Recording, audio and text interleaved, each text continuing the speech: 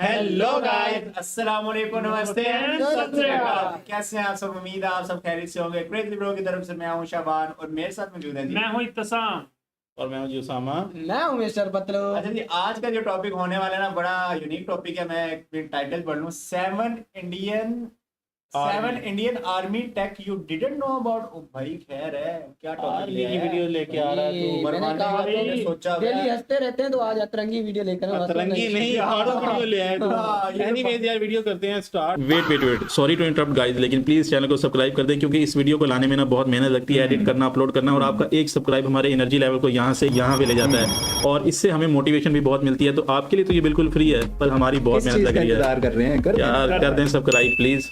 अच्छा, थोड़ी सी कौन से टैक्स के बारे में डिस्कशन होने वाली है? हिडन टैक्स हैं या पता नहीं टेक्नोलॉजी। अच्छा, इसलिए तो हम उनसे भी कोई कुछ नहीं कह सकते क्योंकि हमें आइडिया ही नहीं है है कौन सी टेक्नोलॉजीज यूज कर रही है। स्टार्ट करते हैं वीडियो। Let's get started.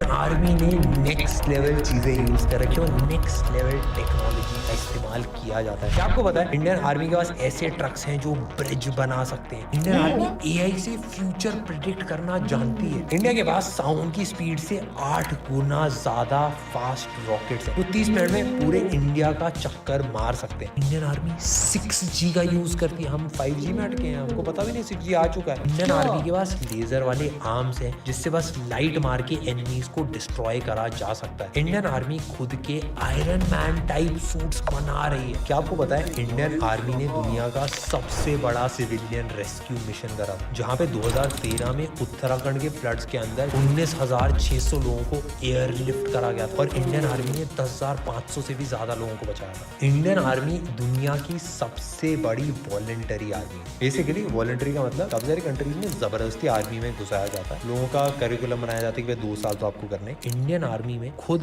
लोग अप्लाई करते हैं। इंडिया के पास 1.2 मिलियन एक्टिव ट्रूप्स हैं। बेली ब्रिज जो लद्दाख के अंदर है, ये वर्ल्ड का हाईएस्ट ब्रिज है। इसको इंडियन आर्मी ने 1982 में बनाया था। ये ब्रिज 5,602 मीटर ऊंचा है सी लेवल से और 98 फीट लॉन्ग है। दुनिया का सबसे ऊंचा बैटलफील्ड सियाचिन ग्लेशियर जो है वो इंडियन आर्मी कंट्रोल करती है। ये 18,875 फीट की ऊंचाई है। इंडिया हर मंथ $2 मिलियन खर्चता है। इंडिया दुनिया का सबसे बड़ा आर्म्स का मतलब बेसिकली जो वेपन्स होते हैं उसका इंपोर्टर है। तभी हमने आज तक किसी भी कंट्री पे खुद से अटैक किया। 2024 इंडियन आर्मी के लिए टेक्नोलॉजी एब्जॉर्प्शन का ईयर है। बेसिकली टेक्नोलॉजी जितनी भी है उसको कैसे आर्मी में ज्यादा से ज्यादा यूज करा जाए उसका साल है। मेजरली एआई को कैसे यूज करा जाए। और इंडियन आर्मी शायद आप लोगों को ना पता हो 5G नहीं 6G का इस्तेमाल करती है। बेसिकली यार हम यहाँ पे हम वीडियोस देखते हैं 5G के ऊपर। इंडियन आर्मी को नेक्स्ट लेवल डेटा की रिक्वायरमेंट्स होती है, सर्वेलेंस करने की, नजरें रखने के लिए चारों तरफ। उनके पास मिलिट्री ग्रेड 5G 6G है और ऐसे एप्स भी उन्होंने बना रखे हैं जो हेल्प करता है भाई एआई के थ्रू डिसीजंस को लेने में। अब देखो इंडिया के अंदर अलग अलग टाइप के टेरेन है। कहीं पे पहाड़ है, कहीं पे जंगल है, कहीं पे भाई दूसरी पार अलग अलग समुंदर है। एंड इन सारे एरियाज के अंदर यूएवी हेल्प करता है। ये यूएवी अनमैन्ड एयर व्हीकल होते हैं। बेसिकली एक कोई भी बंदा नहीं होता उस एरोप्लेन के अंदर जो बैठा होता है और ऑटोमेटिक उड़ रहा होता है। वो हेल्प करता है रेस्क्यू मिशंस के अंदर। जंगल में कुछ अटैक हो रहा है या फिर किसी टेरेन में कुछ भी दिक्कत आ रही है वो सारा ट्रैक करता रहता है। एंड उसके अंदर किसी एक पर्सन को बैठ के चलाने की भी जरूरत नहीं पड़ती। बेसिकली बहुत ही हाई क्वालिटी तगड़े तगड़े ड्रोन्स। अभी आपने नोटिस करो साइबर क्राइम भी काफी ज्यादा बढ़ चुका है। किसी देश के हैकर्स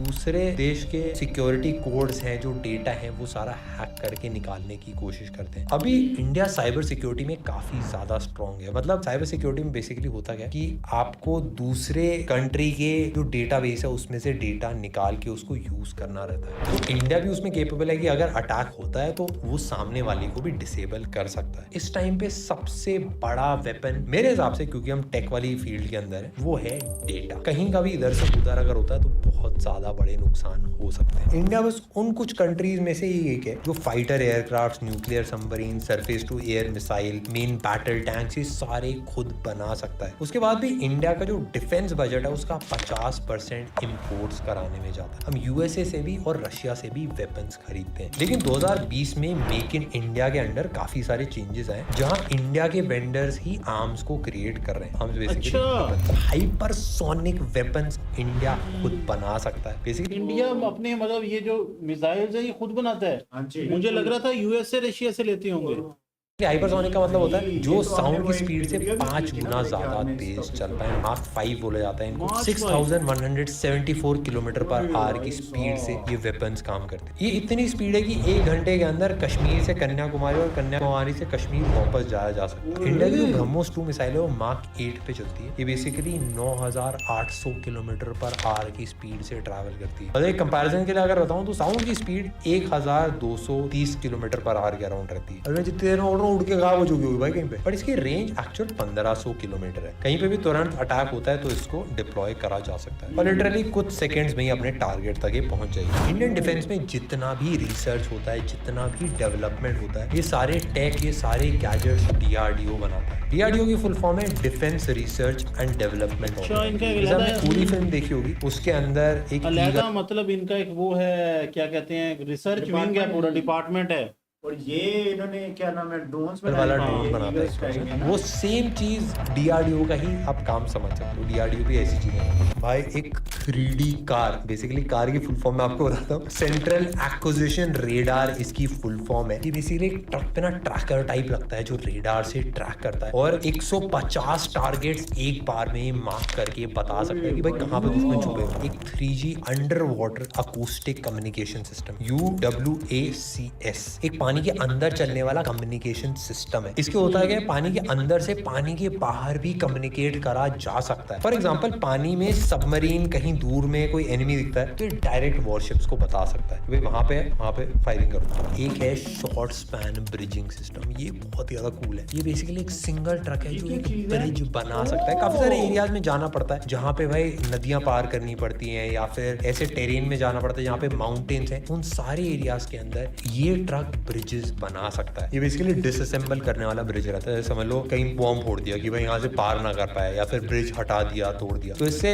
7-8 लोगों की जरूरत होती है। वो ब्रिज को निकाला जाता है, असेंबल करा जाता है। जैसी गाड़ियां पार हो जाती है उसको ब्रिज को वापस डिसअसेंबल करके आगे बढ़ जाती है वो गाड़ी। अभ्यास, ये एक फुल्ली ऑटोमेटिक प्रैक्टिस के लिए वेपन बनाया गया। फाइटर प्लेन्स या फिर अलग अलग टाइप के वेपन्स टारगेट टेस्ट करते हैं इसमें। एक मोबाइल लॉन्चर से भी इसको लॉन्च करा जा सकता है। इसमें 2 बूस्टर होते हैं जो लॉन्च होते ही निकल जाते हैं और उसके बाद एक खुद की इंजन से ही ग्लाइड करता है। इसको एज ए डिकॉय भी यूज करा जाता है। वो बेसिकली ऐसा होता है कि एनिमीज को लगता है कि भाई प्लेन आ रहा है, बट एक्चुअल में निकलता नहीं है। एनिमीज का उस पर फोकस होता है, तब तक कुछ और हो जाता है। अब इतनी सारी चीजों के साथ काफी सारी दिक्कतें भी आती है। देखो होता है कि कोई भी नई टेक्नोलॉजी आती है, जैसे स्मार्टफोन्स नए निकले हुए काफी महंगे होते हैं, ऐसी टेक्नोलॉजीज भी जो वॉर में यूज होती है वो भी काफी ज्यादा महंगी रहती है। होता क्या है कि यार जब आप स्मार्टफोन खरीदने आ रहे हो, लैपटॉप खरीदने आ रहे हो, एक सारा पुराना भी लोगे कोई दिक्कत नहीं होती, सारे सेम ही चलते हैं ऑलमोस्ट। बट जब आर्मी की वॉर की बात आती है तो जो लेटेस्ट टेक्नोलॉजीज हैं उन्हीं का इस्तेमाल करना पड़ता है, क्योंकि लेटेस्ट टेक्नोलॉजी यूज करेंगे तभी बाकी सबसे ज्यादा आगे रह पाएंगे। एंड इसीलिए काफी सारी महंगी टेक्नोलॉजीज का इस्तेमाल करना पड़ता है, इवन दो पुरानी सस्ती भी हो।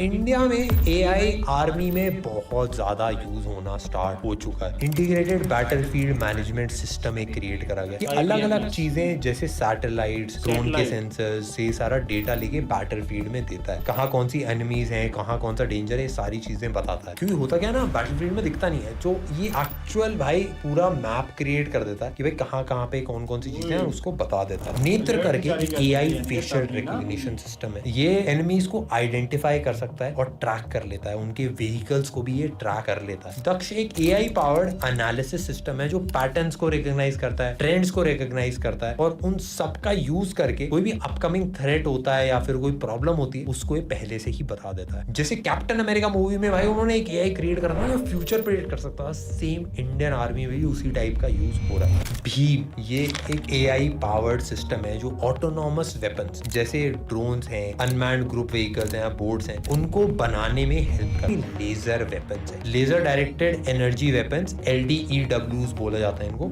ये बहुत ही हाई पावर लेजर मार के टारगेट्स को मेल्ट करते हैं एंड इनका काफी ज्यादा यूज इलेक्ट्रॉनिक सिस्टम्स को खराब करने के लिए करा जाता है। Anti aircraft device, anti tank warfare, anti satellites, ये वॉरफेयर में सारी चीजें काम आती हैं। पार्टिकल बीम वेपन्स भी होते हैं, PBWs बोला जाता है इनको। ये चार्ज पार्टिकल्स को यूज करते हैं और उसको यूज करके टारगेट्स को डिस्ट्रॉय करते हैं। जैसे एवेंजर्स मूवी में नहीं था, टेसरैक्ट को यूज करके ऐसे गन्स बनाते हैं, दिखने में थोड़ी अलग अलग है बट काम में से। इंडियन आर्मी में भाई आयरन मैन बनाया जाए। DRDO के साथ मिलकर एक फुल बॉडी एक्सोस्केलेटन बनाया जा रहा है जो 100 किलो का वेट उठा सकता है। बट ये एक रोबोटिक सूट्स होते हैं जिसमें अलग लेवल की स्ट्रेंथ आ जाती है, एंड्योरेंस आ जाती है, लॉन्ग डिस्टेंस वॉक करना काफी ज्यादा आसान हो जाता है, एंड बेसिक चीजें करना तो भाई मजे की बात। एंड एक नॉर्मल सोल्जर भाई 5 अब ये जो है ना, ये सूट का मैकेनिज्म ऐसा है कि बंदे की ना चीजों को करने की कैपेसिटी, जैसे तुम भाग रहे हो, तुम्हारी कैपेसिटी है 5 किलोमीटर भागने की, तुम 50 किलोमीटर भाग सकते हो, क्योंकि ये सूट तुम्हें ना हेल्प करेगा कि तुम्हारी फोर्स कम लगेगी,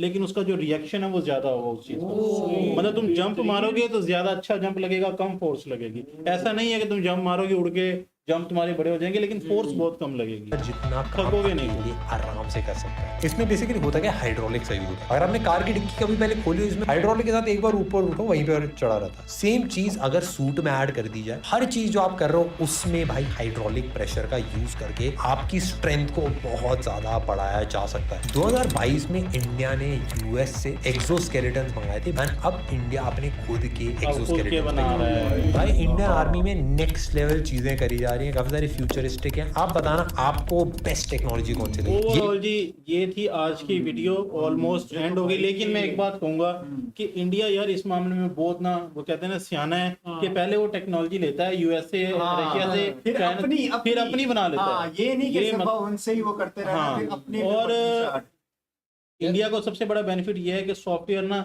ये वर्ल्ड गुरु है सॉफ्टवेयर में, टेक्नोलॉजी में। तो मतलब इनको सॉफ्ट चीजें हैं, अब इन्होंने बस टेक्नोलॉजी पकड़ के देखनी है कैसे ऑपरेट हो रही है, उसमें अपना सिस्टम जब इम्बेड करते हैं ना तो उससे 10 गुना अच्छी चीज बना लेते हैं। और टेक्नोलॉजी आर्मी के अंदर बहुत ज्यादा इंपॉर्टेंट इस पॉइंट ऑफ व्यू के साथ भी है कि अभी जो हमारा ईरान वाला मसला हुआ था, ईरान वाला जो मसला हुआ था, उसमें भी तुम्हें पता है एआई यूज हुई थी एंथ्रोपिक क्लाउड की।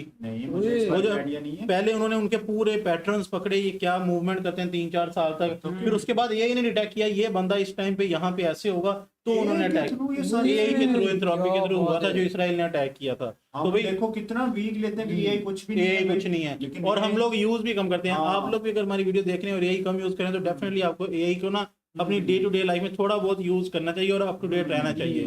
तो ओवरऑल ये थी आज की वीडियो, और हमें इस वीडियो को देख के काफी ज्यादा बेनिफिट और आइडिया भी हुआ कि दुनिया में स्पेसिफिकली इंडिया में कौन कौन सी ना, मतलब इनेबल 6G यार, मतलब बहुत सारी चीजें हमें पता ही नहीं थी। और अगर आपको लगता है कि हम ये टॉपिक सही सिलेक्ट कर रहे हैं तो प्लीज चैनल को सब्सक्राइब करें, कमेंट करें और अपनी राय का इजहार लाजमी किया करें कि भाई हमारी कौन सी गलती हो रही है वीडियो में, उसको हम कैसे इंप्रूव करें। क्योंकि डे बाय डे हल्की हल्की इंप्रूवमेंट से ही आप लोगों के कमेंट से हमें पता चलेगा आपको ये चीज अच्छी लगी या बुरी लगी। तो बाकी ओवरऑल मेरे ख्याल में यही थी आज की वीडियो, उम्मीद करते हैं आपको पसंद आई होगी। अपना रखें बहुत सारा ख्याल, मिलते हैं नेक्स्ट वीडियो में, तब तक के लिए टेक केयर।